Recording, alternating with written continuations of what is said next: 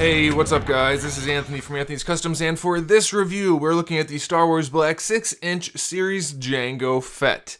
Now this is one that's very similar to a related character, Boba Fett, but it's actually pretty darn good. There's a couple tiny gripes, but all around, it seems like Hasbro put a decent amount of effort into this figure, so I'm very happy about that. Sometimes he likes to fall off the stand though, so we might as well just get him off the stand and take a closer look.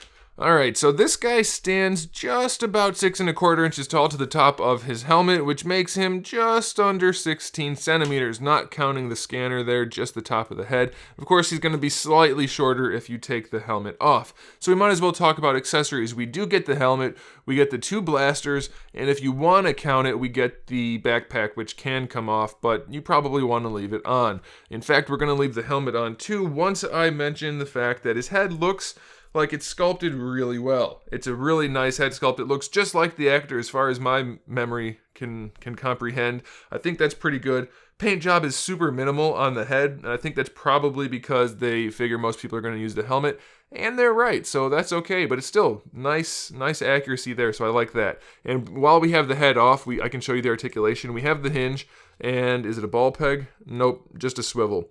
So it's not the best articulation for the head and neck, but it's definitely fine, especially once you put the helmet on, which surprisingly looks pretty good. I mean, most times you have removable helmets, they look really big or the heads look too small.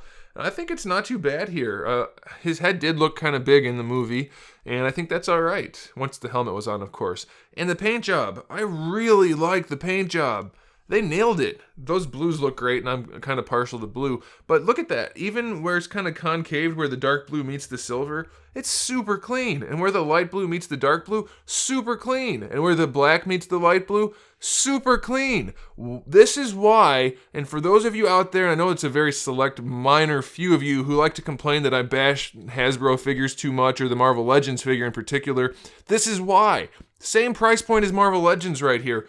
Covered in paint, covered in sculpt work, covered in articulation, has accessories.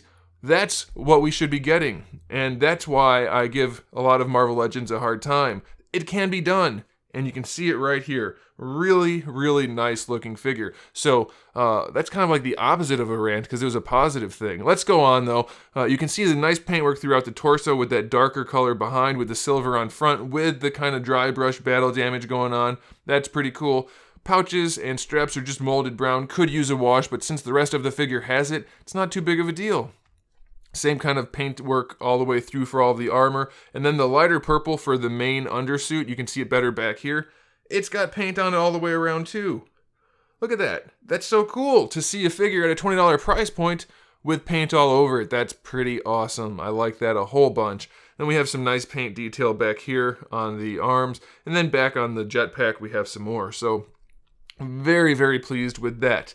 How does the rest of the articulation hold up? It's surprisingly good also. Shoulder pads tuck into the torso so you can get the arms out almost completely horizontally, so that's really good. You can rotate them all the way around, slight angle to it, but it's not too bad.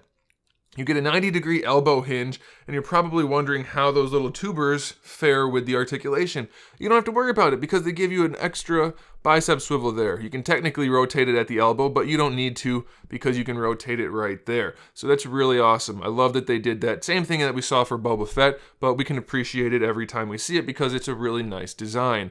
The wrists have a hinge and a swivel, so that's pretty good. They both have trigger finger hands. That's also pretty good since he has 2 pistols. We have a diaphragm joint for the torso, which leans back a little bit, leans forward a little bit. Not the best, but probably enough. Same thing side to side, and you get your full rotation. The pouches, or not the pouch, well, they are pouches, but it's the belt, is a floating piece, so it won't get in the way too much. You can bring the legs all the way forward. Look at that. No problem at all with the holsters. That's really good. Love that. Love it a lot. You can bring the legs about 45 degrees out, so that's good enough. You have your thigh swivel. You will have to finagle the holsters because they'll want to go with the thigh and they can't really. You need to make sure the holsters stay in place when you rotate the thigh. But the swivel is hidden by that armor, so that's really cool. Very nicely hidden. We have a double jointed knee, which works really well, and the knee pad kind of hides the joint. And then here we do have one issue, and that is the feet. Now the feet look kind of small to me, but I think it's okay because once you pose them, you won't notice. You cannot bring the foot forward at all unless you kind of pry it out and then tuck it over the shin armor, in which case you can bring the foot farther forward. So have fun posing your figure a little bit more, because I gave you that little tip, unless you already figured it out, in which case, well, I still told you about it, so I get some credit. We can bring the foot all the way back, and then we get our ankle rocker. So tiny feet maybe, the rest of the figure pretty damn good, really, really above average, and this is a good example of how every Hasbro figure should be made. So there you go, guys. Thanks for watching. If you want to pick this figure up, I think it's still in stock at Big Bad Toy Store. So check out the link in the description below, and make sure you subscribe to the channel. We have new videos every single day. I talk about action figures, movies, TV shows, gaming, all kinds of fun stuff. We live stream every Saturday night at 8 Eastern Standard Time. So make sure you come back for that, and make sure you keep collecting.